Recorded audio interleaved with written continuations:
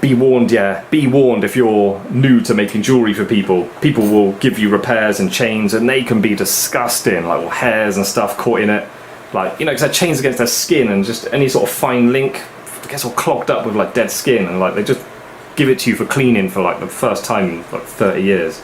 Ah, it's disgusting.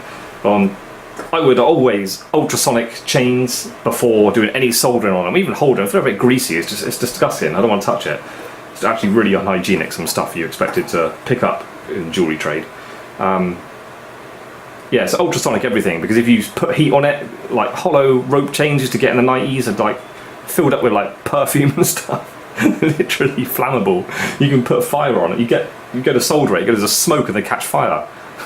It's disgusting. It stinks out the workshop and everyone's like coughing. So yeah, any jewellery, just ultrasonic it before you work on it. But then before you ultrasonic it, you've got to look at it, loop it. Where's my loop gone? It's gone somewhere. Anyway, have a close look at things, or stones and stuff. Make sure it's safe for ultrasonicing first, but yeah, really always a benefit to get things clean before you start working on them.